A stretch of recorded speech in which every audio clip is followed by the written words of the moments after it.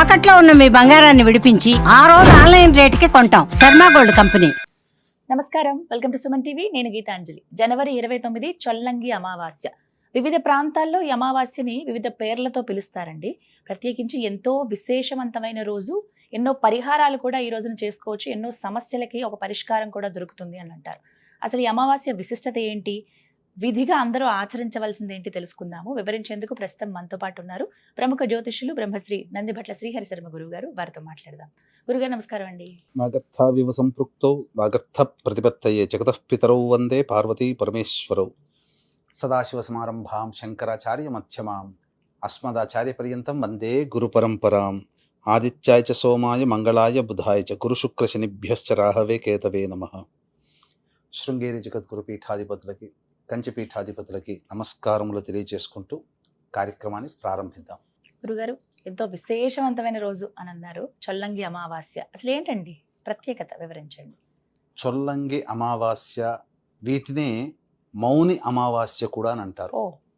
ఎందుకనంటే ఏ అమావాస్యకైనా లేని విశిష్టత ఈ అమావాస్య రోజున మౌన వ్రతాన్ని ఆచరించమని చెప్పబడి ఉంది.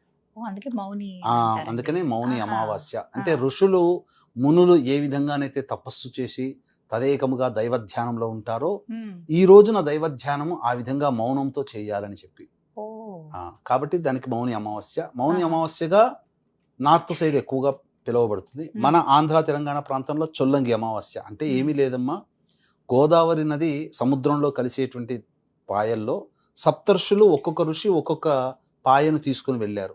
కశ్యప ప్రజాపతికి సంబంధించినటువంటి పాయగా చొల్లంగి అనేటువంటి ఒక గ్రామం ఉంది. ఆ గ్రామము తర్వాత సముద్రంలో కలుస్తుంది. కాబట్టి ఆ ఆఖరి పాయింట్ ఉన్నటువంటి ఊరు చొల్లంగి. అక్కడ జాతర చేస్తారు, ఈశ్వరుని జాతర బాగా చేస్తారు.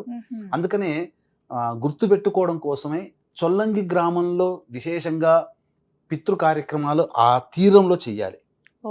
అందుకని చొల్లంగి అనే పేరును పెట్టేసి చొల్లంగి అమావాస్య అంటే గుర్తుంటది కాబట్టి చొల్లంగి అనే అమావాస్య అనగానే చొల్లంగి గ్రామానికి చేరుకోవాలనేటువంటి తలంపు రావాలని ఆ విధంగా ప్రసిద్ధికి ఎక్కింది. దీన్ని ఆ విధంగా చెప్పబడుతుంది. ఇప్పటికీ ఉంది చొల్లంగి. అంటే మనకు పాండిచ్చేరి యానాం ఉంది కదమ్మా, ఆ యానాంకి దగ్గరలో ఉంటుంది. అది అక్కడి నుంచి సముద్రంలో కలుస్తుంది. ఆఖరి పాయింట్ అన్నమాట నదికి. అయితే ఈ అమావాస్య రోజున కుంభమేళాలో వస్తున్నటువంటి 144 సంవత్సరాలకి అంటున్నారు. వాస్తవానికి 2013లోనే అయిపోయింది 144 సంవత్సరాలు. ఇది పూర్ణ కుంభమేళ. 2013 ప్లస్ 12 2025 అంటే 12 సంవత్సరాలకు వచ్చే పూర్ణ కుంభమేళ. అయితే ఈ మౌని అమావాస్య చాలా ప్రత్యేకంగా ఉంది. అంటే మనము ఈ తిథివార నక్షత్రాలు గణన చేసేటప్పుడు చూసినటువంటి విధానంలోనమ్మా ఏంటంటే ప్రతి అమావాస్య రోజున చంద్రుడు ఉండడు, రవి మాత్రమే ఉంటాడు. కానీ ఆ రోజు బుధవారం అయ్యింది. రవికి సంబంధించినటువంటి నక్షత్రం ఉత్తరాషాఢ నక్షత్రం ఆ రోజున 8:21 వరకు ఉంది. అంటే ఏంటి, ఆ పితృకారకుడైనటువంటి రవి 2 రెట్లు అధికంగా ఉన్నాడు. అమావాస్య అంటేనే రవి. అందున రవికి సంబంధించినటువంటి ఒక నక్షత్రం, 3 నక్షత్రాల్లో కృత్తిక, ఉత్తర ఫల్గుని, ఉత్తరాషాఢ. ఆ ఉత్తరాషాఢ నక్షత్రం ఉదయం సూర్యోదయం ఆరభ్యత 8:21 వరకు ఉంది. తదనంతరం శ్రవణ నక్షత్రం వస్తుంది. శ్రవణం ఎవరికి, చంద్రుని యొక్క నక్షత్రాల్లో ఒకటి, రోహిణి, హస్త, శ్రవణం. కాబట్టి అమావాస్య శ్రవణం 2 కలిసినప్పుడు ఏంటంటే సహజంగా అమావాస్యలో చంద్ర స్పర్శ ఉండదు. కానీ చంద్ర నక్షత్రం అయినటువంటి శ్రవణ నక్షత్రం కూడా ఆ రోజున కలిసి వచ్చింది. చాలా విశేషం అమ్మ. సూర్య చంద్రులు ఉన్నటువంటి రోజుగా చెప్పబడవచ్చు. కాబట్టి మనఃకారకుడు చంద్రుడు, మనం ఏ పని చేయాలన్నా చైతన్యానికి కారకుడు రవి. కాబట్టి ఈ 2 కలయిక ఉన్నటువంటి రోజున ఎవరైతే కష్టాలతో బాధపడుతుంటారో, ముఖ్యంగా ఉద్యోగపరమైన సమస్యలు కానీ, అలాగే మానసికంగా ప్రశాంతత లేని వాళ్ళు కానీ, వివాహాది శుభ కార్యక్రమాలు చేసుకోలేని వాళ్ళు కానీ, ముఖ్యంగా ఏ అమావాస్య రోజున కూడా మనము విష్ణుదేవుని ఆరాధన చేయమని చెప్పాల. కానీ ఈ చొల్లంగి లేదా మౌని అమావాస్య రోజున విష్ణుని ఖచ్చితంగా ఆరాధించాలని చెప్పబడింది. ఈ అమావాస్య లక్ష్మీ సమేతముగా విష్ణువుని ఆరాధించాలి. చాలా విశేషం అమ్మా. కాబట్టి ఆ రోజున ఖచ్చితంగా అమావాస్య అన్నప్పుడు అందరూ కూడా చేసేటువంటిది తర్పణాది కార్యక్రమాలు వదులుతారు. కానీ ఆ రోజున తర్పణాది కార్యక్రమాలు ఎప్పుడు చేసుకోవాలంటే పితృకారకుడైనటువంటి రవి ఉన్నటువంటి నక్షత్రం ఉన్నటువంటి రోజు సమయంలోనే, అంటే సూర్యోదయం అయిన తర్వాత వెంబడే కాలకృత్యాదులు తీర్చుకొని సూర్యోదయం కోసం వెయిట్ చేయాలి. సూర్యోదయం అవ్వగానే చక్కగా ఇంట్లో బ్రాహ్మణుని పిలిపించుకొని తర్పణాది కార్యక్రమాలు చేయాలి. 29వ తారీఖు ఉదయమే సూర్యోదయం అవ్వగానే ఆ సూర్యోదయంతోనే పితృ కార్యక్రమాలు చేయొచ్చు. అమావాస్య రోజున తప్పులేదు, మధ్యాహ్నం దాకా వేచి చూడాల్సిన పని లేదు. కానీ ఎందుకు ఉదయం 8 గంటల లోపల చేయమన్నామనంటే పితృకారకుడైనటువంటి రవి యొక్క నక్షత్రం ఆ రోజున ఉంది, ఉత్తరాషాఢ నక్షత్రం. పైగా రవి మకరంలోనే ఉన్నాడు. మకరంలో రవి ఉండగా మకర సంక్రాంతికి మనం ఒక సమయం చెప్పాం తర్పణాది కార్యక్రమాలు చేసుకోమని. కానీ రవి మకరంలో ఉండి ఆ రవి నక్షత్రమైనటువంటి ఉత్తరాషాఢ నక్షత్రం కూడా ఉండడం ఆ సమయం చాలా విశేషం. కాబట్టి ఆ సందర్భంగా చేసుకుంటే చాలా మంచిది. రవి కూడా చంద్రుడి నక్షత్రంలో ఉంటాడు ఆ రోజున. రవి 29వ తారీఖు కదా, చంద్రుడి నక్షత్రం మన ధనిష్ట నక్షత్రం కుజ నక్షత్రంలో ఉంటాడు. ఆ సంక్రాంతి అదే 15వ తారీఖు తర్వాత ఫిబ్రవరి 14-15లో మళ్ళీ కుంభ సంక్రమణకు వస్తుంది. కాబట్టి ఖచ్చితంగా రవి శ్రవణ నక్షత్రంలోనే ఉంటాడు, చంద్రుడు శ్రవణ నక్షత్రంలోనే ఉంటాడు. కాబట్టి చాలా విశేషమైనటువంటి సమయం. సూర్యోదయం అవ్వడంతోనే పితృ కార్యక్రమాలు చేయాలి. తదనంతరం విష్ణుని ఆరాధన చేయమన్నది ఈ అమావాస్య రోజున. కాబట్టి తులసి చెట్టు దగ్గర ఆవు నేతితో దీపారాధన చేసి షట్కోణం వేసి చక్కగా ముగ్గుతో షట్కోణం వేసిన తర్వాత అప్పుడు లక్ష్మీ సమేతుడైనటువంటి విష్ణువుని చిత్రపటాన్ని పెట్టి ఎర్రటి పూలమాల వేసి లక్ష్మీ సహస్రనామము మరియు విష్ణు సహస్రనామము పారాయణం చేసి ఏదైనా దానిమ్మ పండు, ఆవు పాలు లేదా అరటి పండ్లు నైవేద్యంగా పెట్టాలి. ఏ సమయం గురుగారు? అది ఉదయం 8:30 లోపల ఈ తతంగం అంతా కంప్లీట్ చేసుకోవాలి. తర్పణాలు కంప్లీట్ చేసుకోవాలి, వెంబడే ఈ పారాయణం కూడా చేసుకోవాలి.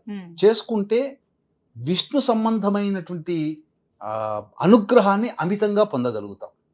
అది తరువాత రావి చెట్టు దగ్గరికి వెళ్ళాలి. ఆ రోజు ఖచ్చితంగా చేయాలి. ఆ రోజున బ్రాహ్మణుడికి దానం చేయాల్సినవి కూడా చెప్పబడి ఉన్నాయమ్మా. ఏమేం చేయాలని చెప్పబడి ఉన్నాయి. ఆ రోజున రావి చెట్టు దగ్గర ఎటువంటి నియమాలు పాటించాలని కూడా చేయమని ఖచ్చితంగా చేయాల్సినవి చెప్పబడి ఉన్నాయి. ఆ రోజున చేయకూడని పనులు కూడా చెప్పబడి ఉన్నాయి. కాబట్టి ఇక వీక్షించేటువంటి ప్రేక్షకులు ఇంతటి మహాద్భుతమైనటువంటి 29వ తారీఖు రోజున మౌని అమావాస్య లేదా చొల్లంగి అమావాస్య రోజున మధ్యాహ్నం 3 గంటలకి మీ జాతకరీత్యా కలుగు శత్రు సమస్యలు, ఉద్యోగ సమస్యలు, ఆర్థికపరమైన సమస్యలు, వివాహ సమస్యలు, దాంపత్య సమస్యలు, విద్యా సమస్యలు, ఆరోగ్య సమస్యల నివారణార్థమై, కోర్టు సమస్యల నివారణార్థమై ప్రత్యంగిర హోమం, బగళాముఖి హోమం, రాజశ్యామల హోమం, వారాహి హోమం, ధూమవతి హోమాలు పర్ హెడ్ 2100కి చేయించడం జరుగుతుంది.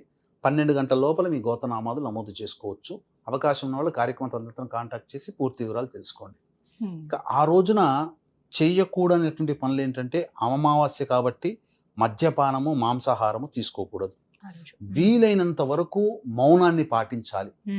ఆ రోజున అసత్యం ఆడకూడదు. ముఖ్యంగా పెద్దలని, కుటుంబ పెద్దలని, అలాగే స్త్రీలని, పిల్లలని బాధించకూడదు. ఆ రోజున చేయాల్సినటువంటి పనులు. పగలు నిద్రించకూడదు. ఇక ఆ రోజున రావి చెట్టు దగ్గరికి వెళ్ళి రావి చెట్టు చుట్టూ నారాయణాయ నమః అంటూ 27 ప్రదక్షిణలు చేసి తూర్పు వైపున కూర్చొని విష్ణు అష్టోత్తరం 3 సార్లు పఠించి నల్ల నువ్వులని ఒక రాశిగా పోసి ఆ నల్ల నువ్వుల మీద ఆవు నేతితో చేసినటువంటి కానీ లేదా నువ్వుల నూనెతో ఉన్నటువంటి దీపారాధన వెలిగించి వెనక్కి తిరిగి చూడకుండా ఇంటికి రావాలమ్మా. ఆ రోజున చేయాల్సినటువంటి పని విధానం. వెళ్ళాలండి గుడికి. సాయంత్రం 6:07 కల్లా అమావాస్య వెళ్ళిపోతుంది. కాబట్టి సూర్యాస్తమయం అవ్వడానికంటే ముందు ఆ అమావాస్య రోజున విష్ణు దేవాలయానికి చేరుకోవచ్చు, లేదా శివ దేవాలయానికి చేరుకుని వెళ్ళి ఆ విధంగా చేస్తే మంచి. రావి చెట్టు దగ్గర దీపారాధన చేసి వస్తే చాలా మంచిదమ్మా. ఆ రోజున విష్ణుని ప్రత్యేకముగా ఈ సంబంధించినటువంటి అర్చన చేయమన్నది అమావాస్య రోజున. ఏ అమావాస్యకి కూడా చెప్పబడలేదు, కానీ ప్రత్యేకించి ఈ చొల్లంగి అమావాస్య రోజున విష్ణు దేవత ఆరాధన చాలా విశేషంగా చేస్తారు. ఖచ్చితంగా ఇది విధిగా చేయాలి. ఈ చొల్లంగి అమావాస్య కంటే ఏమైనా ఉన్నాయండి? చొల్లంగి అమావాస్య రోజున దానాది కార్యక్రమాలు చెప్పబడి ఉంది.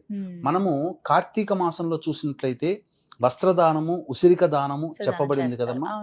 కానీ ఈ యొక్క అమావాస్య రోజున నువ్వులు, నల్ల వస్త్రము మరియు ఉసిరికల్ని బ్రాహ్మడికి దానం చేయమన్నది. దీని ద్వారా ఆయురారోగ్య ఐశ్వర్యాలతో పాటుగా కర్మదోషములు తొలగిపోతాయి ఈ అమావాస్య రోజున దానం చేస్తే. దేవాలయాల దగ్గర తీసుకుంటారండి? దేవాలయంలో తీసుకునే వాళ్ళు ఉంటే తీసుకోవచ్చు, లేదా ప్రత్యేకించి ఈ యొక్క నువ్వులని దానం తీసుకునేటువంటి బ్రాహ్మణులు, శని గ్రహానికి సంబంధించినటువంటి దానం తీసుకునే బ్రాహ్మణులు కూడా ఉంటారు. వాళ్ళని వెతికి పట్టుకొని వాళ్ళకి దానం ఇచ్చినట్లయితే మంచిది. తగు దక్షిణ కూడా ఇచ్చి చేయవచ్చు. ఆ రోజున అమావాస్య రోజున కాబట్టి మౌనాన్ని ఆశ్రయించడం, వీలైనంత వరకు భోజనం చేయకుండా ఉండి అమావాస్య వెళ్ళిన తర్వాత రాత్రిపూట టిఫిన్ చేయవచ్చు, లేదా భోజనమైనా చేయవచ్చు. ఈ విధంగా ఉదయం నుంచి రాత్రి వరకు సాధ్యమైనంత వరకు తెల్లవారుజామునే అన్ని ముగించుకుంటే అన్ని 8 గంటల 21 నిమిషాల లోపల ముగించుకుంటే విష్ణు సహస్రనామం, లక్ష్మీ సహస్రనామం, తర్పణాది కార్యక్రమాలు కూడా 8 గంటల 21 నిమిషాల్లో ప్లాన్ గా వెళ్తే చేసుకుంటే అవన్నీ కంప్లీట్ అయిపోతాయి, ఈజీగా కంప్లీట్ అయిపోతాయి. సాధారణంగా అమావాస్య అంటే రాత్రిలో చూస్తాం కదా మనం, మరి పౌర్ణమి అంటే రాత్రులు చూస్తారు, అమావాస్య అంటే పగలేనండి. అందుకనే ఉదయం నుంచి సూర్యాస్తమయం అయ్యే లోపు అన్ని ముగించుకోవచ్చు. చాలా సంతోషం గురుగారు, చక్కగా వివరించారండి. నమస్కారం. సర్వం శ్రీ ఉమామహేశ్వర పరబ్రహ్మార్పణమస్తు.